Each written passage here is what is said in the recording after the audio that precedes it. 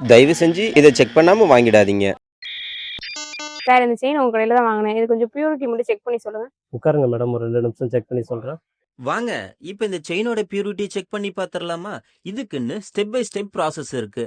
அத இப்ப 1 by 1 check பண்ணி காட்டுறோம். ஃபர்ஸ்ட் இந்த நகையோட ஹால்மார்க்கிங் கரெக்டா இருக்கான்னு பார்க்கலாம். ஹால்மார்க்கிங் பார்க்கும்போது HUID, BAS, purity plus shop நேம்கான முத்திரையும் இருக்கணும். இந்த நகையில அந்த 4 முத்திரையும் இருக்கு. So hallmark testing okay. Next இந்த நகையோட ஆக்சுவல் பியூரிட்டியை பாத்திரலாம். அதுக்கு இந்த நகைய ஒரு சர்டிஃபைட் டெஸ்ட் மிஷின்ல வச்சு பியூரிட்டி பாத்திரலாம். இப்போ இங்க பாருங்க, இந்த நகையோட பியூரிட்டி 91.8 ரிசல்ட் வந்திருக்கு. ஆக்சுவல் BA ஸ்டாண்டர்ட் படி இந்த நகைக்கு பியூரிட்டி 91.6 இருந்தாலே போதும். ஆனா நமக்கு அதை விட 2 பாயிண்ட் கூடுதலாவே இருக்கு. So purity check okay. இந்த மாதிரியான இன்ஃபர்மேஷனுக்கு நம்ம பேஜை ஃபாலோ பண்ணிக்கோங்க.